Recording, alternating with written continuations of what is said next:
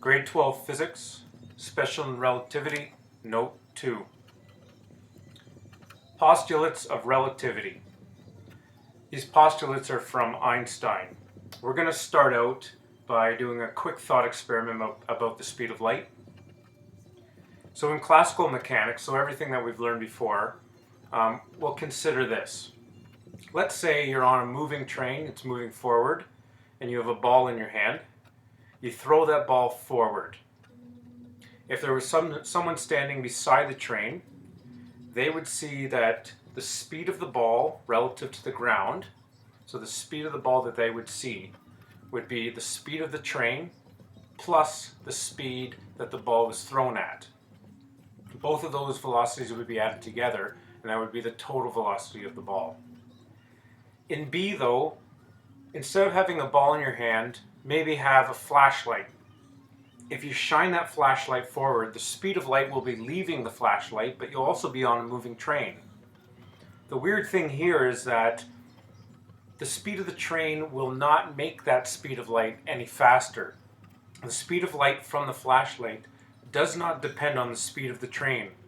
It always goes at the same speed, regardless of the frame of reference. So this means whether you're moving or whether you're at rest, the speed of light will always be the speed of light. So it was thought back in the early 1900s that if light is a wave, maybe it needs a medium to travel through, just like sound wave needs air or water or something like that. So there was a proposal that every part of space must be filled with a medium called ether. Maybe, and this ether is needed for light to travel through. It's the medium at which it travels through. 3 conditions on the ether are needed though. Number 1, it's at absolute rest. So that means it gave a universal reference frame. Number 2, it permeated all space.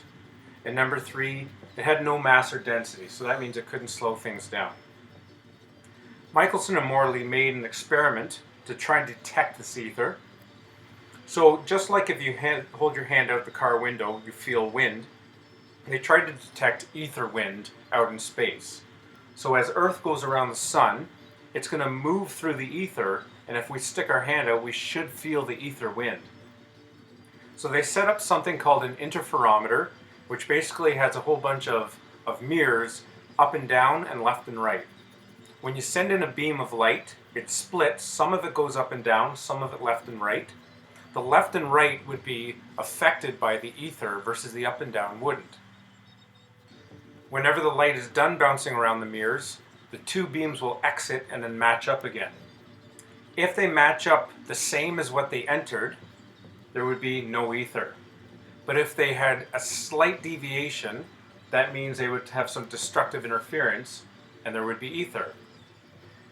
What they found was actually the light had no destructive interference, it had a null result, and there was no ether to be found at all. There is no such thing as ether. So, due to relativity, Einstein proposed 2 postulates. Number 1 is one that we've seen already in the first note. All laws of physics are valid in inertial frames of reference. So this is something that's standard and something that we're used to. Number 2 is the speed of light, which we use the variable c, is equal to 2.9979248 times 10 to the 8 meters per second exactly, regardless of the frame of reference. So it goes at that speed in a vacuum all the time, whether we're moving or not. C is used because C stands for the Latin word celeritas, which stands for swiftness. In class, we're going to use C being equal to 3.0 times 10 to the 8 meters per second.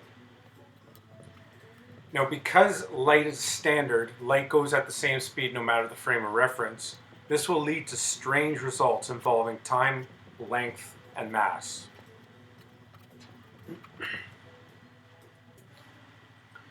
So as a consequence of the second postulate, no object can travel faster than the speed of light. This isn't a law in physics, it's a consequence of one of those postulates.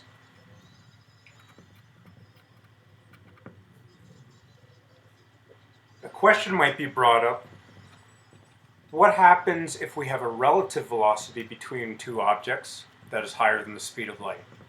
So if you're traveling towards me at 50% the speed of light, and if I'm traveling towards you at 60% the speed of light, would I observe you to be going faster than the speed of light, right? Would you go 110% of the speed of light?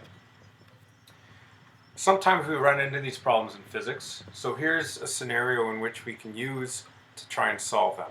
Let's say we have spaceship A moving to the right at 75% the speed of light, and spaceship B moving to the left at 85% the speed of light. We're going to try and calculate the relative velocity. To do that, we need to use this equation. So Vp stands for the perceived velocity. It's equal to the velocity of A plus the velocity of B divided by 1 plus VA VB over c squared. So using the information in the question, we're going to add it into the equation here.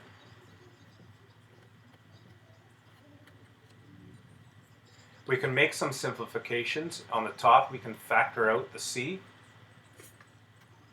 We can also do the same on the bottom, but we notice the c becomes a c squared on the bottom, which means those two can cancel. For the rest of it, we get 1.6c over 1.6375, which comes out as 97.7% the speed of light.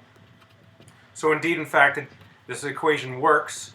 We don't get something faster than the speed of light. We can look at another scenario where maybe two things are traveling in the same direction. In this case, say you're on a motorcycle traveling at 80% the speed of light, and on the motorcycle you throw a ball forward in front of you at 70% the speed of light. So to someone watching that motorcycle go by on the ground, they might think that that ball should go at 0.8 plus 0.7, so 150% the speed of light. But what will actually happen? We can use that equation to try and figure out what that perceived velocity would be. So there's a diagram. There's the motorcycle traveling at 80% the speed of light, with a ball being thrown off the top at 70%. So here's the equation, the perceived velocity again, object 1 and object 2. We add in our numbers, there's the c factored out already. Same with on the bottom. They cancel. And to finish off, we get 96% the speed of light.